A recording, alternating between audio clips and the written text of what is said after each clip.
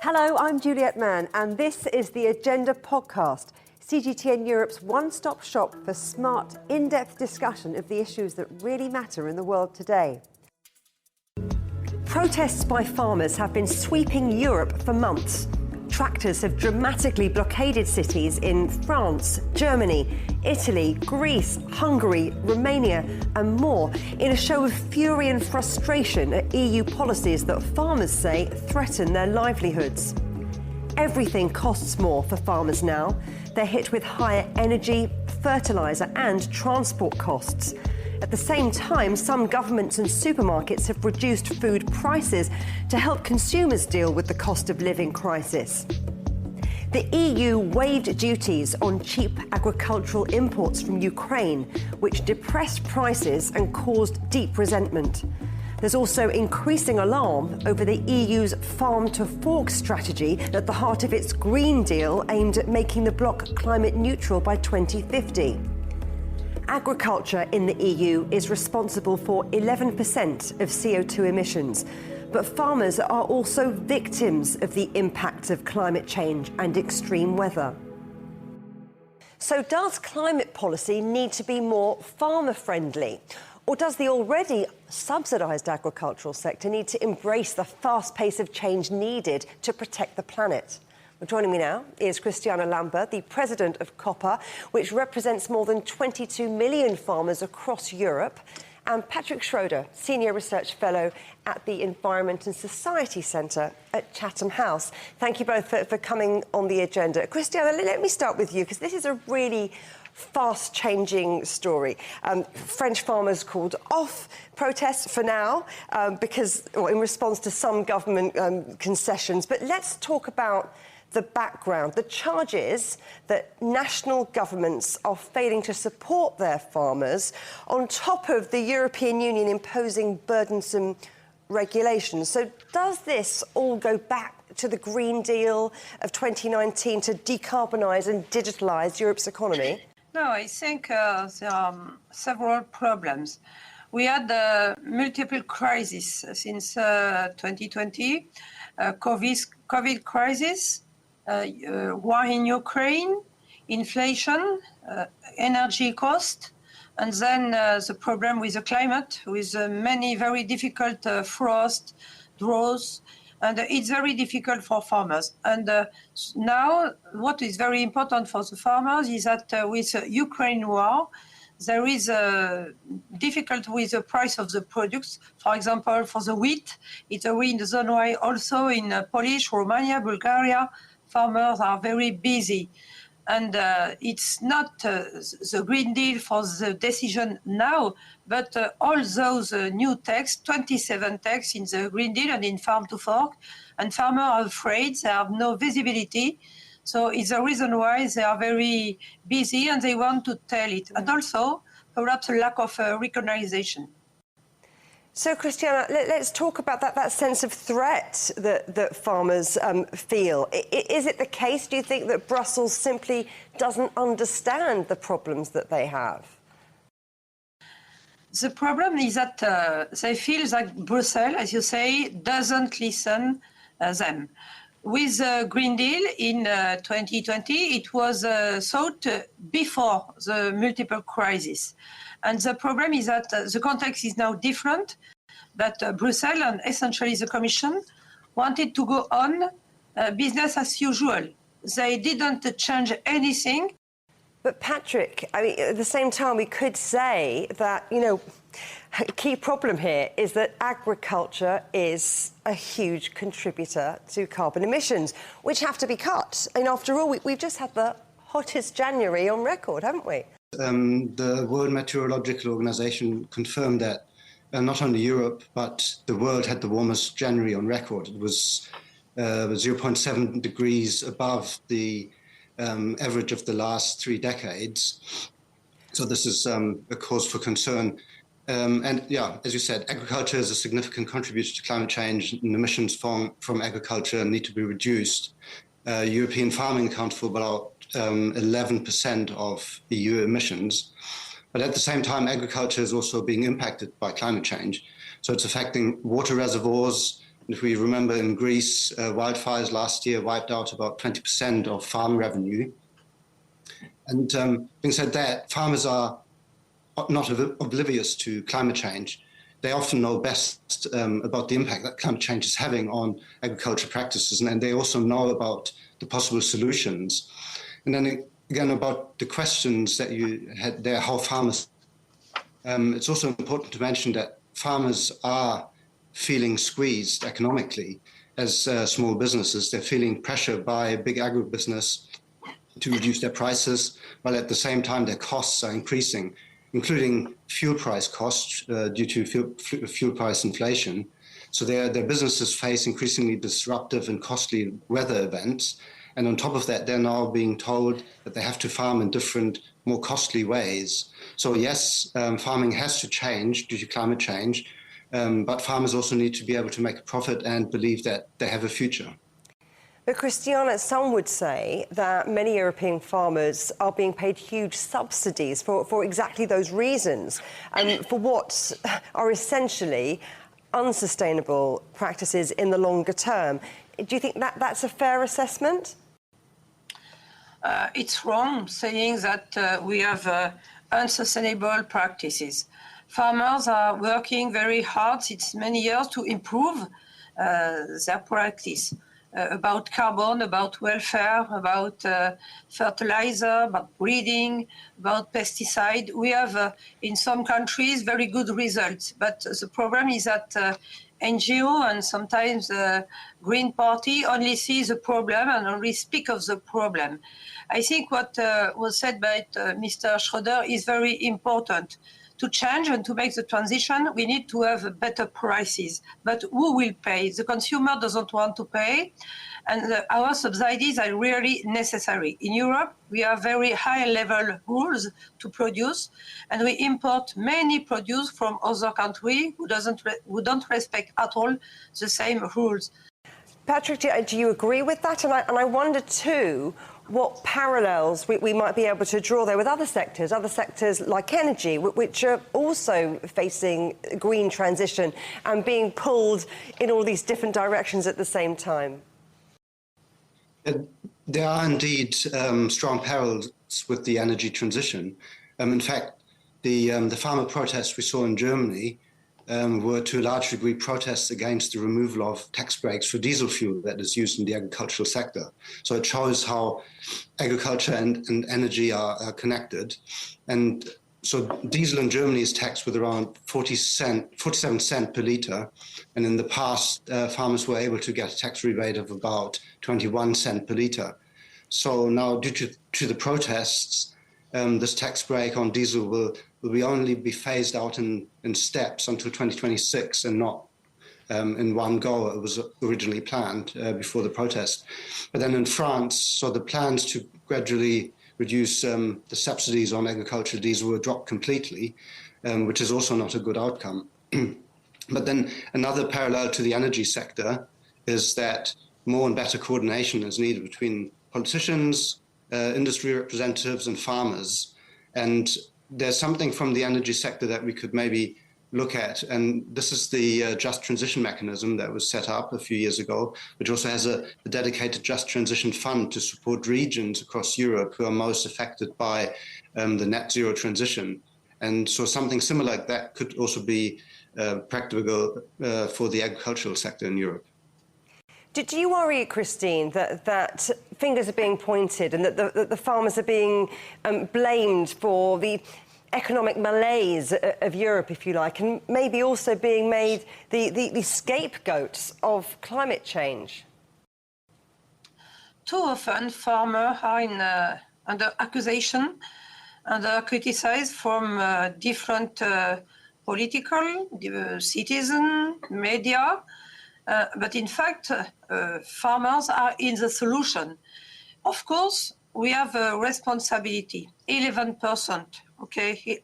Only 11%, but we produce food. We are in all the territories, and we can also keep carbon in the soil.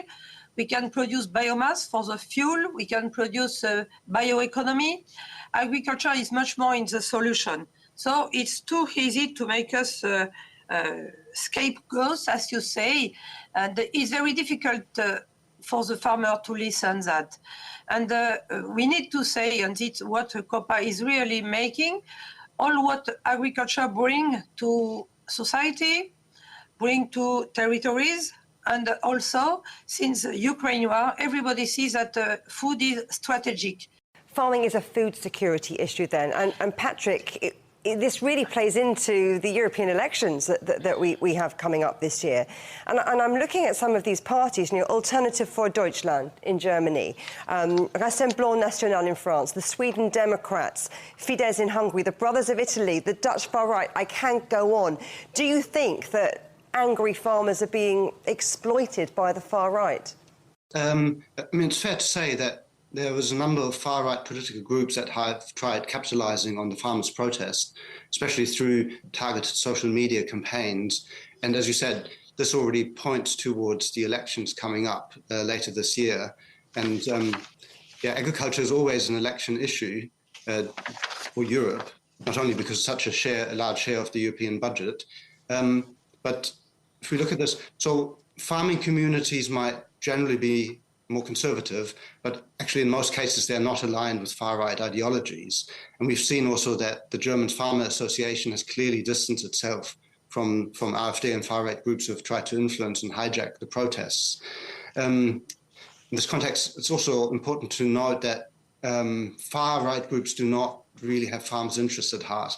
And that they probably even know less also about the practical solutions that are needed to achieve sustainable food systems transformation and how it links to climate change. So it does get quite murky, doesn't it? Christiana, there is a lot of tension in the industry and uncertainty about the future of farming. Why do you think that farmers aren't getting a fair deal? I would like to say after Mr. Schröder that what is important to note is also that people sustain farmer protest. In all the country, we have 80%, 85% people who say we are with the farmers. It's good. And why do the society say that? I think it's because they begin meaning that no future, no food, as he said. Food is really very important, but for many years they have tried to buy less and less expensive, better food, less expensive. For the farmers, it's impossible to say, so to accept. What we must explain is that to have good food, we need prices. We have sustainable agriculture in Europe, the best standard of sustainable agriculture and food in European Union, in Europe. So we need good prices. We have high cost production because of environment, because of sanitary, because of labeling, because of many things, and they can want a very high target in Europe and buy produce who don't respect anything from other country. It's incoherent. It is very difficult to understand for the farmers. So, Patrick, I wonder what you think about that and why there's so much dissatisfaction with policymaking at EU level. It seems that there's a disconnect here. Yes, there's dissatisfaction with EU level policy making. This is not necessarily a new criticism. I mean, policymakers are often seen as being too detached from what's happening on the ground, that Brussels is creating too much bureaucracy, that regulations are impractical, etc.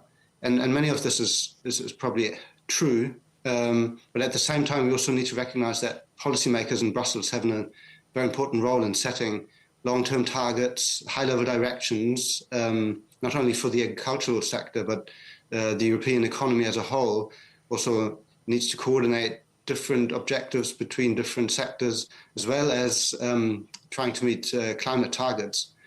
Now, as a result, what we've seen now, the European Commission has reacted and dropped some key passages in the proposal for a new 2040 goal for cutting greenhouse gas emissions, including agriculture to reduce non-CO2 emissions by 30% in the next 25 years. So that's actually not a really good development. And to some degree only postpones some difficult decisions that have to be made. Well, Christiana, you talk a lot about farmers needing those prices, it being so important. What hope is there, do you think, for those farmers faced with rising prices, with low wages, the EU's environmental regulation and increased competition in the local food industry more generally? Of course, it's very difficult as there is not a single or easy answer. We have an agricultural policy in Europe who was promoted to have food enough, and then to have environment, and then to have territories, and then to have safety, labeling. Farmers have been responding, okay, we have made all that. Now we have new challenges. Of course, we can be present. We can say, okay, we can make the green transition, but we need to have an agenda, to have a realistic targets, to have a science-based decision. It's not the way the policies are making now. And also to have coherence with trade decision. But there is another topic very important, it's Ukraine war. When the decision was taken to accept the import from Ukraine without tax, it was for several months. But war is going on 2 years.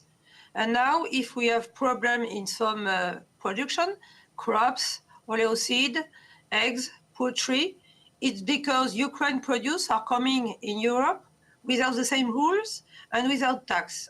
Patrick, what do you think? Is there a way to keep everyone happy? Because environmental degradation is clear and present. I mean, is there a way to make the sustainable transition more inclusive, more effective, more equitable?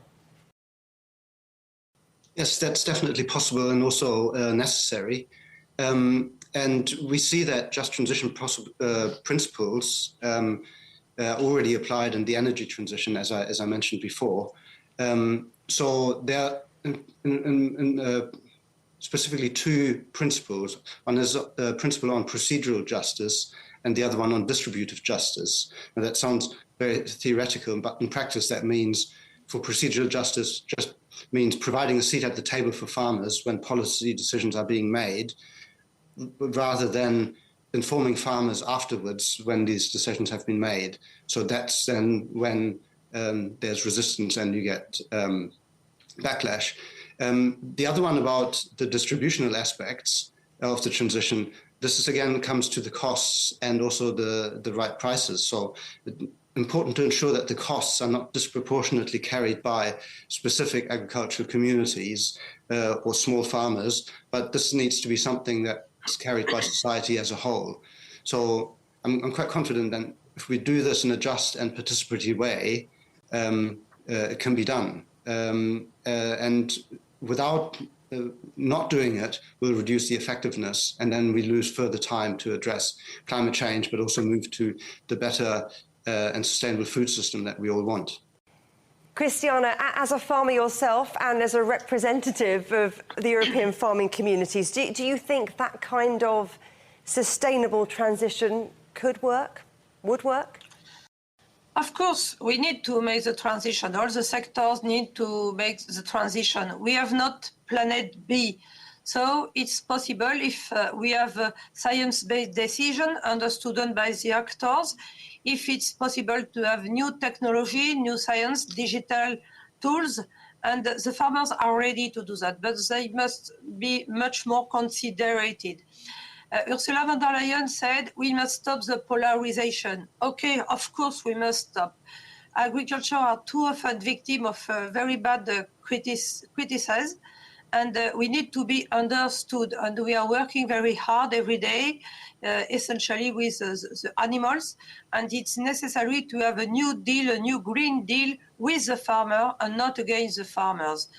Transition will go with the farmer, not against the farmers. That's really what I hope. Christiana Lampert, Patrick Schroeder, thank you both very much. While farmers in Europe are taking to the streets in protest, those in the global south too are facing real issues over the questions of sustainability and food security, as well as a widening gap between north and south.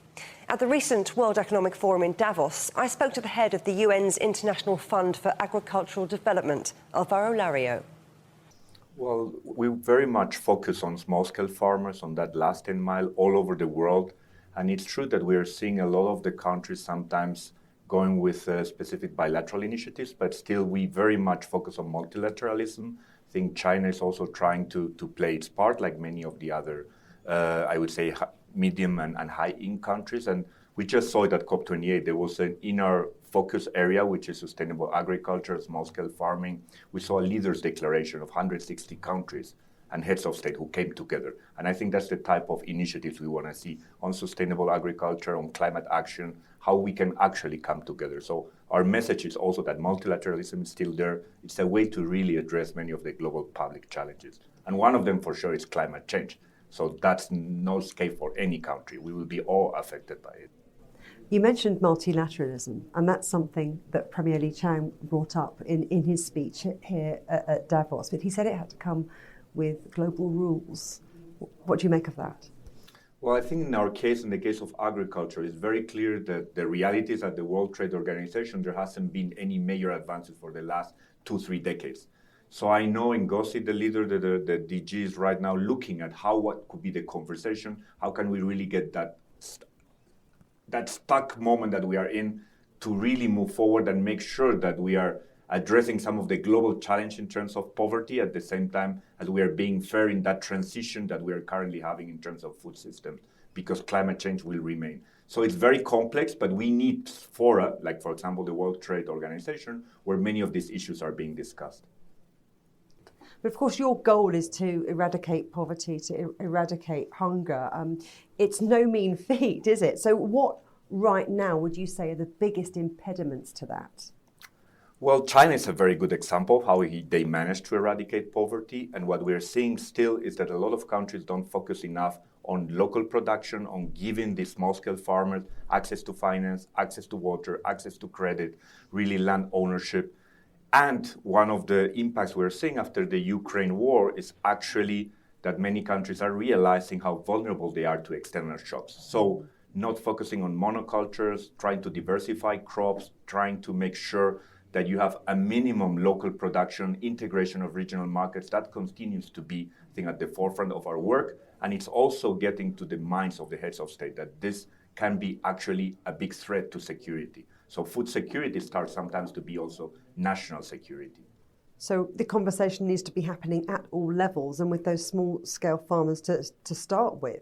Look, we were talking about poverty. You were talking about how China has pulled so many people and made out of poverty and made huge progress.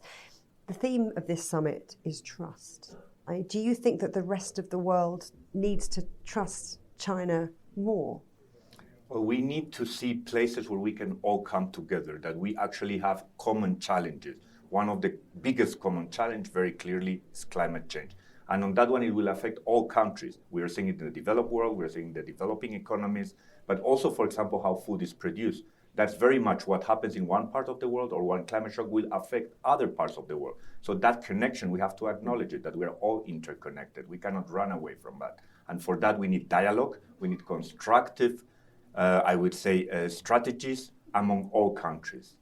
But what can the rest of the world learn from China? Who's doing it? Well, for China, I would say that they have been extremely successful. I remember when IFAD was there 30, 40 years ago, and the type of projects that they have been able to really make people, hundreds of millions of people, get out of poverty. And many of these projects is interesting. Now, for example, some of the aquaculture projects we had, now they're turning actually into tourism. And they're trying to find new ways of adding value. So I think that's the next steps in the development journey. And China has been very successful in that, growing over these different journeys and steps. You're making the case for investing in rural communities to improve global food security. But why hasn't that massive investment happened? That's a good question. I would say that many times in many parts of the world it's seen as the elections come, you give food, you give seeds for free, but that's not a viable business model. What we need to make sure is that we attract rural SMEs, that jobs are created, that the farmers get a decent price out of what they're producing. Usually they get 7 cents out of every dollar. So we need to make sure that that type of business, because farming is a business, is a viable business where people can get decent lives. If that's the case, whether it's in processing, in distributing, in storing, in transportation, in selling, all of those parts can create a lot of jobs. And that's what we are very much aiming to invest in. And here at Davos, partnering also with the biggest global agri-food businesses and with the big global value chains. How can we connect it to the local private sector? Because access to those things are really important, aren't they? Things like technology, things like financial services.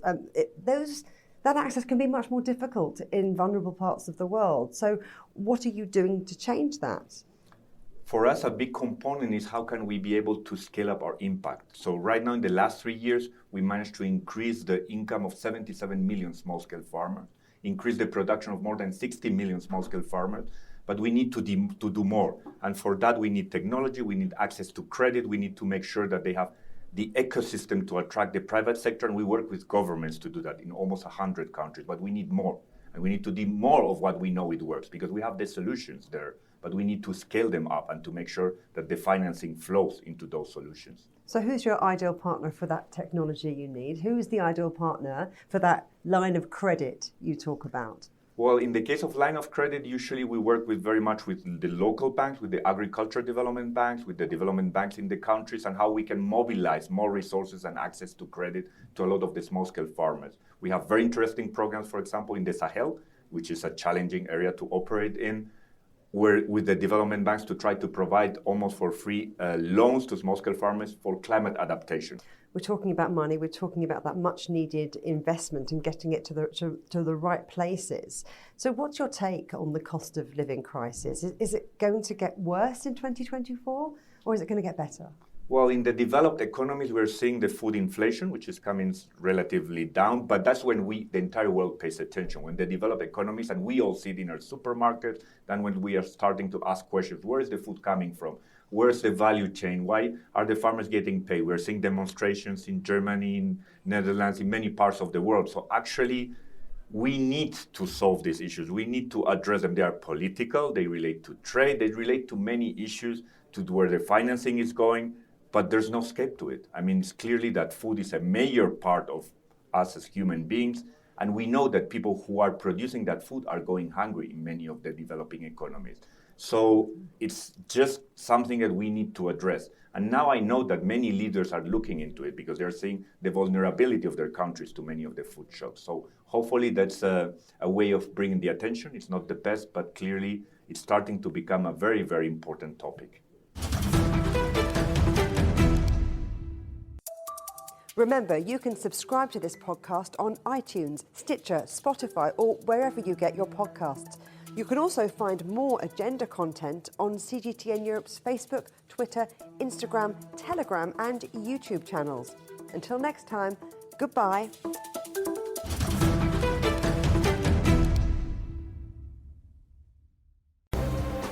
The most interesting questions. Are there other living beings beyond Earth? Will man or machine be in charge? Great question. Always have more than one answer. Well, hold on, let me just draw up a list. And always come from more than one person. That's where the credibility lies. The concept of having a machinery which is alive and evolving didn't wait for us. The end of inequality of incomes and wealth around the world, can you imagine how difficult that is at the moment to achieve?